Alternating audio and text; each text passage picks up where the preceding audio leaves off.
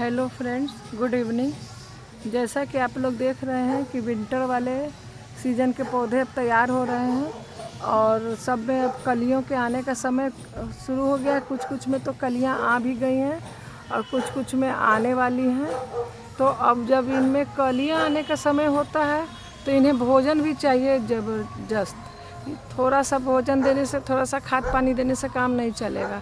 इनको चाहिए अच्छे से पोषण, तभी ये अच्छे से ब्लूम करेंगे। देखिए गुलदाउदी में कलियां आना शुरू हो गई हैं और कुछ कुछ गुलदाउदी देखिए, कुछ कुछ गुलदाउदी की कलियां बड़ी हो गई है। तो ये सब अब खाद खोज रहे हैं, भोजन मांग रहे हैं। तो इन्हें भोजन क्या दूंगी, आज उसी पे मेरा एक वीडियो है जो कि मैंने खुद से बनाया है।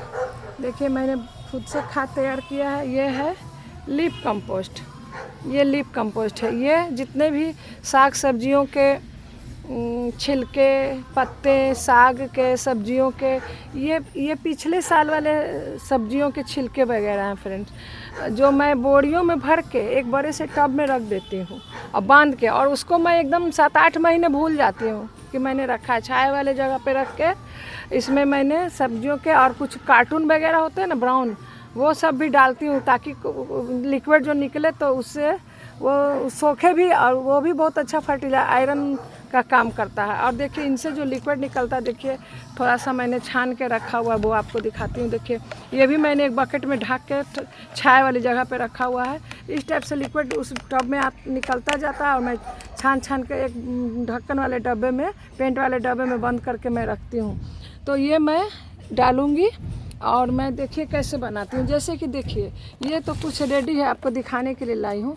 ये 2-2.5 महीना हो गया होगा। इसमें सारे जितने भी गार्डन से निकलते हैं, ये आपका जो भी मैं छटाई करती हूँ पेड़ की, या जो डोरमेंट होने वाले पौधे होते हैं उनको मैं काट छाँट करती हूँ, तो सब भर के, और उसमें थोड़ा सा ये भी मिलाती हूँ, ये और थोड़ा सा कोकोपीट, और वो सब मिला के रख के और इसको साइड में कहीं रख के ढक के छोड़ देती हूँ।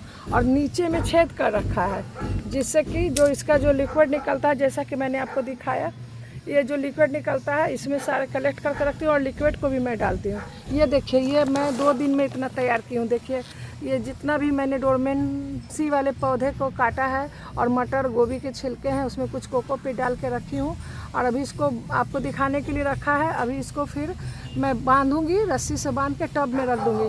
टब मेरा खाली नहीं है, उसमें मैंने कोकोपीट भिगा रखा है, इसलिए वो टब मैं यहाँ पे अभी नहीं ला रही हूँ। तो ये सारा मैं यही सब मैं करती हूँ और यही सब मैं जब से मैं बागवानी कर रही हूँ, 15 साल से ऊपर हो गया, तब से मैं ऐसे ही करती हूँ। और देखिए और क्या, ये जैसा कि आप देख रहे हैं, देखिए मैं दिखाती हूँ, मेरे टमाटर में और मिर्ची में लीफ कर्ल थोड़ा सा मुझे दिखाई दे रहे हैं, जैसा कि आपको भी दिख रहा होगा। तो उसके लिए देखिए मैंने क्या बना रखा है। ये डब्बा देखिए, इस डब्बे में फ्रेंड्स दही और एक कॉपर का बड़ा सा टुकड़ा डाला हुआ है।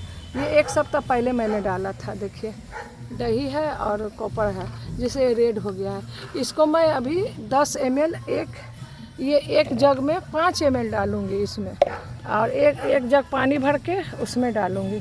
और ये जो लिक्विड फर्टिलाइज़र है, जैसे कि मैंने पालक हार्वेस्टिंग का एक वीडियो डाला था, तो उसमें जगह नहीं है कि लीफ कंपोस्ट डाल सकूं, तो उसमें मैं ये लिक्विड पानी में मिला के डालूंगी। और ये देखिए ये क्या है, ये है एलोवेरा और करेले से बना हुआ बायो एंजाइम, तीखा वाला बायो एंजाइम।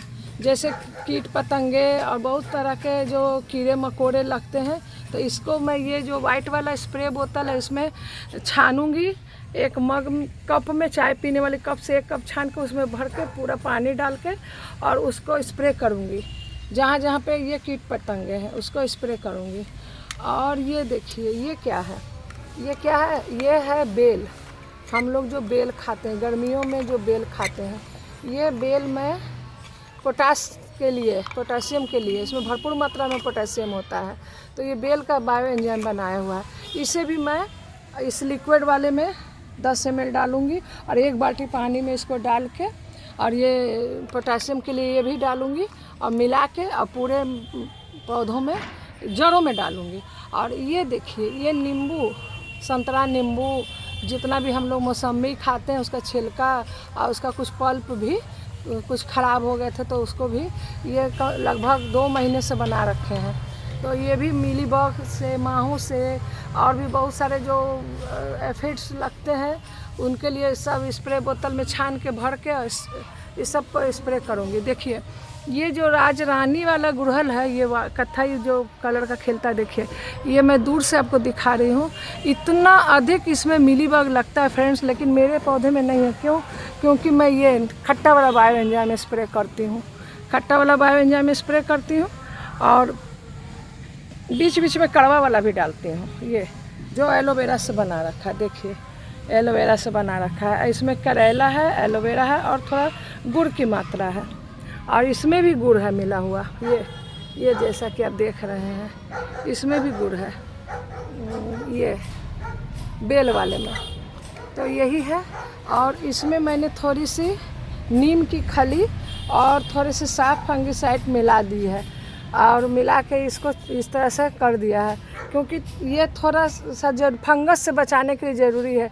और जैसे कि कोलियस वगैरह होते हैं ना फ्रेंड्स, उसमें नीमाटोड का प्रॉब्लम आता है, जड़ों के पास गांठें बन जाती हैं।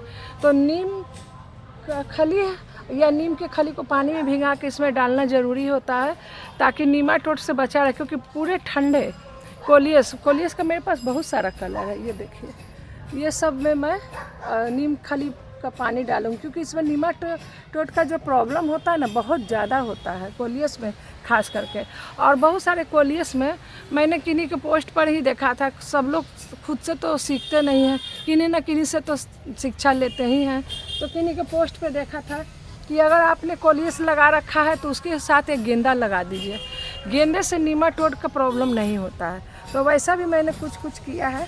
किसी कोलियस के पौधे में मैंने क्या किया है कि गेंदा लगा दिया है। देखिए गेंदा लगा दिया है। इससे क्या होगा कि देखिए इसमें मैंने कल ही गेंदा लगाया, अभी थोड़ा सा सूखा हुआ है, फिर हरा हो जाएगा। गेंदा लगा दिया है जिससे कि नीमाटोड का प्रॉब्लम ना हो, क्योंकि सब लोग बोलते हैं कि कोलियस में नीमाटोड होता है। तो एक गेंदा लगा दीजिए तो आपका नीमाटोड का प्रॉब्लम ख़त्म हो जाएगा। बाकी देखिए यही मेरा बगीचा है, बस छोटा सा मेरा टेरेस है जिसमें मैं टेरेस गार्डनिंग करती हूँ। बाकी जो भी मैं डालती हूँ मैंने आपको दिखाया। मार्केट से मैं कुछ नहीं ज़्यादा खरीदती हूँ, बस एप्सम सॉल्ट, नीम खली और नीम की पत्तियाँ। अगर मेरे काम वाली बाई कभी कभी एक जगह कहीं काम करती है तो उनके घर में शायद नीम की पत्तियाँ हैं, पेड़ हैं, तो वो उनको मैं 150 रुपये दे देती हूँ, तो वो मुझे तोड़ के भी ला के दे देती है, तो बोरी में भर के, तो मैं उसे भी सुखाती हूँ। देखिए ये सारा कंपोस्टिंग का ही प्रक्रिया चल रहा है। देखिए कैसे मैंने सुखा रखा है। इस सबको मैं बोरियों में भरूंगी। ये बोरी में से मैंने पलटी किया है, जो पहले दिखाया था वो सूख चुका है और 2-3 दिन में ये भी सूख जाएगा। तो इसमें से जो हरी हरी है उसको साइड करके और इसको अच्छे से हाथों से मसलूँगी और मसल के फिर इसको सुखा के अच्छे से पैक करके रख दूँगी। देखिए ये बकेट में मैंने फूलने के लिए दिया हुआ है कोकोपीट। कोकोपीट भी बहुत काम करता है फ्रेंड्स, इसीलिए कोकोपीट भी मैं इस्तेमाल करती हूँ। अब मिट्टी कहाँ से शहर में लाया जाएगा, पॉसिबल ही नहीं है। देखिए एक इस कोलियस में भी देखिए छोटे से डब्बे में लगा रखा है, एक गेंदा लगा दिया है। ये देखिए पान का पौधा छुपा के रखी हूँ, बहुत मुश्किल से 4-5 बार लगाया है तब जाके ये सक्सेस हुआ है। ये मेरी मड़ुआ तुलसी, ये इधर भी गेंदा है, देखिए बहुत छुपा के रखी हूँ ताकि अब देखिए सब गुलदाउदी में कलियाँ आना शुरू हो गई है, तो धीरे धीरे तैयार हो रहे हैं विंटर सीजन के लिए, हरियाली बिखेरने के लिए। और लाल पीले हरे खुशबू वाले फूल जब भी छत पे आओ मन खुश हो जाता है ठंडे के दिनों में। अभी तैयार हो रहे हैं, बस हो ही जाएंगे। एक ये भी कोलियस है, कोलियस 3-4 तरह का लगा रखा है। ये देखिए सारे शो प्लांट लगा रखे हैं। ये पर्पल कलर का ये है गुड़हल है। आज फूल खिला था पर मैं पूजा करने के लिए माता रानी को चढ़ा दी तोड़ के। अभी मेरे अपराजिता में भी फ्लावरिंग हो रही है। ये 2 कलर वाले, ये बोगनवेला 2 कलर वाले, देखिए बस यही है आज का अपडेट। ये सफ़ेद वाले अपराजिता, ब्लू और सफ़ेद, और एक लाइट पर्पल कलर का आता है, वो सारा कलर मैंने लगा रखा है। और ये देखिए बोगनवेला। तो आज यहीं पे